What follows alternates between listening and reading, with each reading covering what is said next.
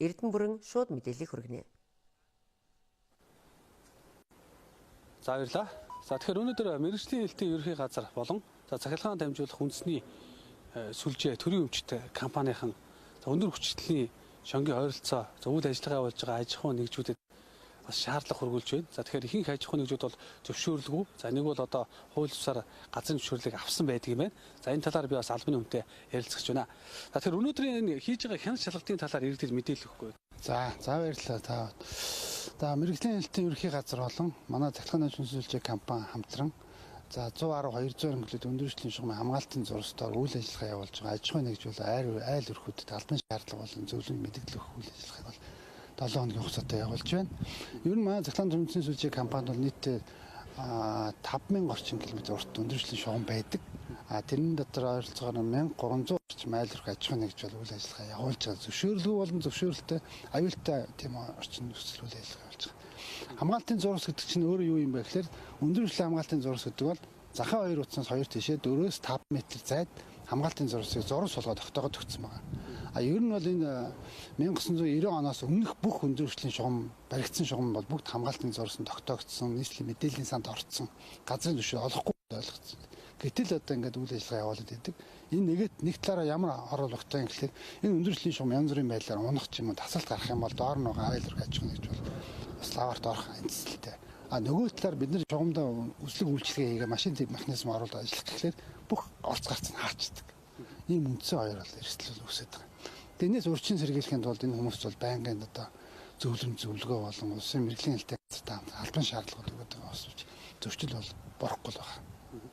Тэгэхээр яг энэ зөрчлийг ерөн удаа гаргаад ерөн олон жилийн хугацаанд үйл ажиллагаа явуулж байгаа аж ахуйн нэгжүүд бас олон байдаг гэж сонслоо. За өнөөдөр бол бид бас яг энэ тийм ээ ер нь ТЭЗ 3-ын артлын ойролцоох аж ахуйн нэгжүүдээр орж штэ тийм ээ. Тэгэхээр ер нь та бүхний шаардлагыг хэр хүлээж авч байна? Энэ хүмүүс бол авчиж байгаа. Улсын мэргэжлийн хэлтийн газрын албан шаардлага бол манай компани мэдэгдээд хүлээж авчдаг. За ойлголоо аюултай нөхцөл ажиллаж байгаа. Гэсэн хэдэж тэгэл үйл ажиллагаа хийж чадахгүй л байгаа. За тэгэхээр гол бидний үндсэн гарц нь юу вэ гэхээр за мэдээллийн санд бид нар орцсон байгаа. Одоо бид нар ер нь айл нүүлгэн шилжүүлэх үндсэн үйл ажиллагаа нийслэлийн засаг дарга буюу дүүргэн засаг даргалж үйл ажиллагаа явуулдаг. Бид бол хамтардаг. Тэгэхээр тэрүүгээр нүүлгэн үйл ажиллагаа явуулах хэвээр. Хоёрдугаарт нь болохгүй бол бид нар эрчим хүчний хязгаарлаж байна. Тийм үндсэн хоёр шалтгаанаар энэ аж ахуйн нэгжүүдийг л аюултай газраас нүүлэхгүй бол өөр бол боломжгүй болчиход байгаа юм л та. Миний хувьд бол тэгж үзэж байна. Ер нь яг энэ зуны үйлрэлт ялангуяа тийм ээ бороо хор их орж байгаа үед бол цахилгаан дамжуулахын ойр орчимд бол тийм ээ цахилгааны бас гүйдэл ихтэй байдаг тийм ээ. Ялангуяа бас тогны хүчтэл бол нэлийн өндөр байдаг. Тэгээд яг энэ дээрээс одоо хажуугаар явж байгаа иргэд за энд нөгөө зоон татах шиг тийм үү тиймэрхүү зүйлийг ер нь та бүхний зүгээс ер нь хэр хийд юм бэ? Тийм. Зуны буюу аян цахилгаан бороотой үед бол энэ аянгын хэтүүчл шугам дээр орж ирдэг. Тэр аянгын хэтүүчлийг энэ шугамны газардуулах байгууламжийн тулгуурын доотлох газардуулах байгууламж тэргээр газардуулж аюулгүй болгодог байна. Гэтэл үйл ажиллагаа явуулна гэдэг чинь тэр газар дээр навч газар ухаад аюул газруулах байгууламж гэмтээчгээр хэтүүчл шууд орж ирнэ л гэсэн тийм аюултай.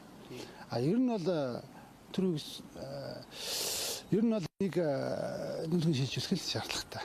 Өөр бол ямар ч асуудал байхгүй болж байгаа юм л та. За та тэр олон жилийн хугацаанд нүүлгэн шилжүүлж чадсангүй гэж байна. Тэгэхээр одоо яг энэ ТЭЗ 3-ын ойролцоо ер нь нийслэлийн хэмжээнд хичнээн яг ийм зөвшөөрлгүй болон за хууль ёсоор зөвшөөрөл авсан яг ийм аж ахуйн нэгж иргэдийн газар байдаг. За бидний тооцоос аж ахуйн нэгж бол 300 орчим байгаа. Улаанбаатар хот зөвхөн Улаанбаатар 300 орчим байгаа. Одоо бид бол хаан уул дүүргийн 3 дугаар хороонд нутагт сөрдөрөөд эрчим хүч үйлдвэрлэлт улаан цахилгаан станц 3 гэж компаниас гарч байгаа 112 110 км 105 6 дугаар шугам үйлдвэр 111 холбоо гэдэг том эрчим хүчний их усруудыг холбосон одоо аж ахуйн нэгжүүдийг холбосон тэр шугамыг хамгаалтын зурстаар байж байгаа. Одоо энэ форвард моторс байна, тэнэн үлзий байна. За тэгээд ийшээ явах юм бол айгүй олон аж ахуйн нэгжүүд биелтэй. Нэрлэх юм бол шүү. За яг аж ахуйн нэгжүүдэд одоо ингээ та мэдээлэл тийм ээ шаардлага бол хургуулчих болж байна. За гэхдээ яг энийг цааш нь та бүхэн яг энэ холбогдох байгууллагууд нь уламжлах тал дээр ямар арга хэмжээг авч ажиллах юм бэ? За бид нар жил болгон одоо хамгаалтын зурсын сарын зохион байгуулалт жилийн 1-р үйлрэлд 3 сард. Тэгээ бүгд нэг хамгаалтын зурсад үйл ажиллагаа явуулж байгаа аж ахуйн нэгж айлын тоог апдейт хийж шинжилдэг. Тэгээ бүгд нь албан мэдээлэл өгөөд нийслэлийн засаг дор бол нийслэлийн газрын алба, мэрэгжлийн хэлтэнд нь албан бичиг өгөөд ийм зөрчилтэй нөхдөд байна. Энэ дээр арга хэмжээ аваач гэсэн. Тиймэрхүү хэмжээнд л явж байгаа. Яг энийг өмчнийг үүлнэ шилжүүлэх гэсэн нь бол хууль эрх зүйд бол өөр болчихж байгаа юм л та. Тэг ямар хариу өгдөө одоо холбогд хоолгод. Одоо хамтарч ажиллаад одоо амьд хэлж байгаа нэг сан одоо жишээ нь одоо өнөөдөр ингэ ажиллаж байгаа байдал нь багхгүй. Одоо үр дүнд хүрэхээр тийм төрхөөл ажиллаж байгаа. За мэдээлэлч баярлалаа. За баярлалаа. За үүсэлтэй бид хаан уул дүүргийн 3 дугаар хорооны нутаг дэвсгэрээс үзэгч та бүхэнтэйгээ холбогдож байна.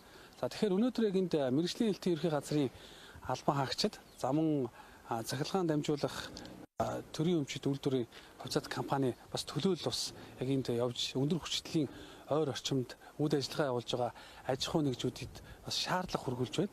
За тэгэхээр өндөр хүчтэлийн шонгийн ойролцоо хосыг нь хамгаалтын зоон зурвас тол үйл ажиллагаа эрхлэх бол зөвшөөрөл бол олгогддог юм байна. За гэвч одоо өмнөх одоо 10 гаруй жилийн өмнөөс эхлээд ингээд хууль бусаар олгогдсон зөвшөөрлүүд замун зөвшөөрлгүй үйл ажиллагаа явуулж байгаа аж ахуй нэгжүүд гэдэг бас аюултай эрсдэлтэй нөхцөлд бол ажиллаж байгаа учраас яг энэ холбогдох байгууллагууд удаа шаардах мэдээлэл хуудсыг өгж байгаа боловч яг үр дүнд хүрэхгүй байна гэдэг зүйлийг хурж байна. Тийм ч бас яг энэ 7 хоногийн аяныг бол зарлаад за нийс Улаанбаатар хотод байдаг 300 орчим улсыг энэ өндөр хүчтэлийн ойр орчимд үйл ажиллагаа явуулдаг аж ахуй нэгжүүдэд шаардлага хөргүүлж ажиллаж байгаа юм байна. За мэдээллийг бид цагийн үрд мэдээллийн хөтөлбөрөөр дэлгэрэнгүй хүргэх болно.